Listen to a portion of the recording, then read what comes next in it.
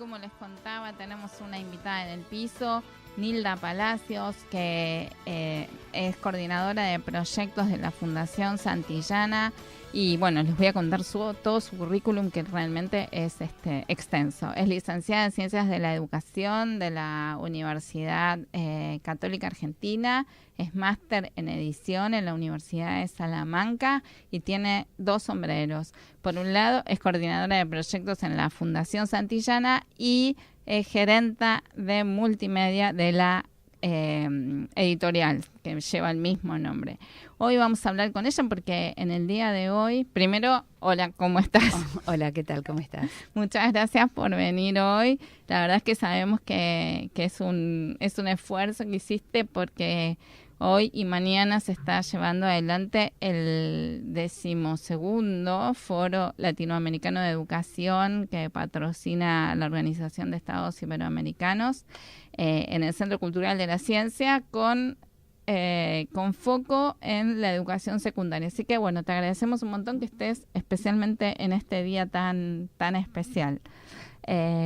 Bueno, ¿cómo está yendo? Sí, muy bien. La verdad que tuvimos mucha repercusión de los interesados, de toda la comunidad educativa en general. El foro está dirigido especialmente a especialistas, pero a quienes estén interesados en las modificaciones, o digamos, cómo se puede hacer para que la escuela media se modifique, la escuela secundaria, y para que los chicos quieran ir a la escuela. Sí, porque pasa mucho esto, ¿no? Uh-huh. ¿Para qué me sirve aprender esto, no? Muchos de los chicos se preguntan porque realmente la escuela, yo siempre digo en el programa, ¿no? La escuela atrasa. Es una escuela que viene del siglo XIX, con maestros del siglo XX para chicos del siglo XXI. Así que bueno, es un desafío enorme. Sí, y fíjate que justamente esto que vos decís en realidad no es nuevo. Nosotros hace ya 10 años que venimos organizando distintos eventos, y desde otro lugar, también en Santillana, organizábamos en el 2006 un congreso en donde tomamos como eje estas mismas frases que vos decías, ¿no? Uh-huh. La relación entre el siglo XIX, XX y XXI. No es nada nuevo. La escuela media, la escuela secundaria está en un proceso de crisis desde el cual en muchos lugares no se puede, no se ha encontrado una solución. Justamente en estos días también en los medios periodísticos estuvieron comentando este tema, ¿no? La escuela secundaria necesita un cambio. La cuestión es por dónde empezar. Creo que esa es la cuestión. Sí, porque es bastante expulsiva, ¿no? En la medida en que no se encuentra un sentido para chicos en general, más que nada en situaciones de vulnerabilidad económica, que bueno, tienen muchas otras cosas que hacer, tienen que trabajar en general, pueden llegar a tener una familia siendo muy jóvenes, y entonces, claro, la escuela les queda media desdibujada. Sí, los cambios sociales y los cambios culturales en general que se han dado no tienen un eco en la escuela. La escuela sigue siendo exactamente como cuando íbamos nosotros, podemos decir. Sí. Y los chicos tienen otras demandas, otras necesidades y otras formas de conducirse. No, antes nos decían, cuando uno preguntaba para qué te sirve, nos decían, ya vas a ver, y nosotros seguíamos yendo a la escuela, los que podíamos, y bueno, en este momento a los chicos no les alcanza con que le digas, ya vas a ver, porque ese ya, en algún momento, es muy pronto para ellos. Sí. Tienen que empezar a trabajar muy pronto. Claro. Y la verdad es que en la época que yo iba al colegio también era, ¿para qué me sirve esto? Sí. ¿No? Sí. Y bueno, están haciendo este evento en base a un documento que elaboró Axel Rivas de CIPEC. Y bueno, ¿cuál es la base de este documento? Sí, el documento lo que hace es plantear justamente en qué consiste la innovación educativa, uh-huh. Desde dónde se debe plantear, quiénes son los responsables de la innovación educativa, y tiene una parte en particular dedicada a casos de innovación en América y casos representativos de innovación que han dado buenos resultados. O sea que no es que empezaron y estamos viendo, sino que llevan tiempo, que se están viendo resultados, que están logrando mayor nivel de retención de los alumnos o mayor interés en el trabajo dentro del ámbito escolar, ¿no? Entonces, el documento base hace primero toda una fundamentación a partir de preguntas fundamentales. Uh-huh. qué es la innovación, cómo innovar, quiénes innovan. Hay que hacerlo de manera generalizada, por sistema, por escuela, por aula. Bueno, todas esas son preguntas que se trabajan en el documento base. Bueno, y esas preguntas que te voy a hacer a vos.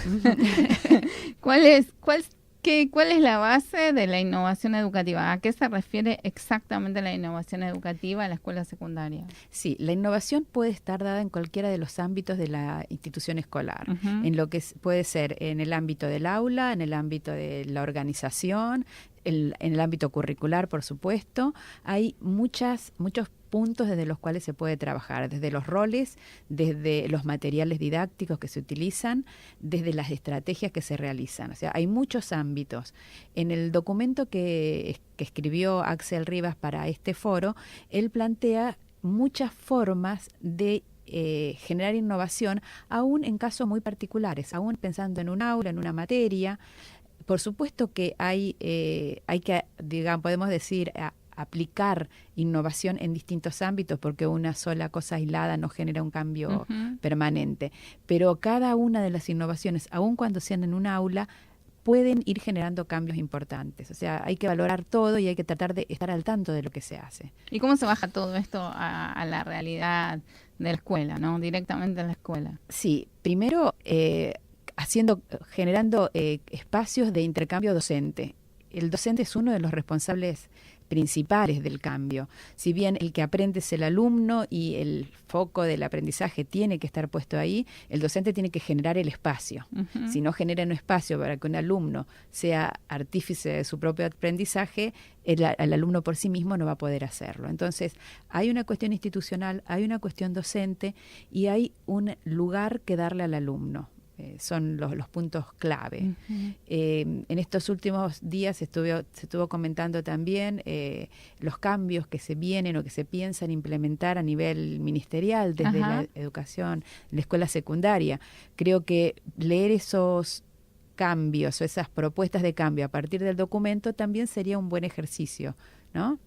¿Tenés viste alguna de las políticas públicas que se están proponiendo para hacer este cambio? Porque me da la impresión de que siempre estamos poniendo todo el foco en el docente, y estoy totalmente de acuerdo que el docente es básico en todo este proceso de cambio, ¿no? Pero bueno, básicamente entiendo que tiene que haber políticas públicas muy concretas para el cambio de la escuela. Sí, una de las políticas públicas que tiene que haber tiene que ver con la posición del docente, o sea, un reconocimiento de su puesto de trabajo, especialmente en escuelas secundarias en donde los docentes van de una escuela a otra para poder cubrir sus horas la cantidad de horas de clases mínimas para poder, digamos, tener un sueldo razonable. Claro. Solamente eso. Ese es algo que desde el punto de vista de las políticas públicas es importante atacar, digamos, ¿no?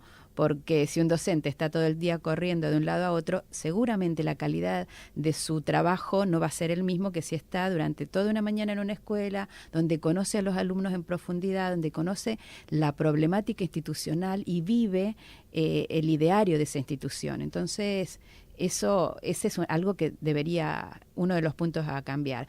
Otro tema es pensar en que las materias que se dan en las escuelas hoy día siguen siendo las que históricamente se daban y que hoy día habría que buscar formas de trabajo más integrada, porque la realidad demanda una respuesta más integrada a los problemas. O sea, enseñar las materias separadas y partimentalizadas no es la realidad de hoy. Por eso uno de los trabajos que se presentan en el foro, uno de los ejemplos, es el trabajo por proyectos que se implementó en 6 escuelas de jesuitas de Cataluña. Ahí implementan un trabajo por proyecto en la escuela, los chicos no tienen un horario fijo como habitualmente tenemos, sino proyectos a realizar. Y van trabajando junto con el docente a partir de esos proyectos. Muy interesante. Y tenés otros casos que se van a presentar entre hoy y mañana de Perú, de Colombia. Sí. ¿Te vas a quedar un ratito con nosotros y seguimos hablando? Sí, por supuesto. Bueno, sí. Muchas gracias.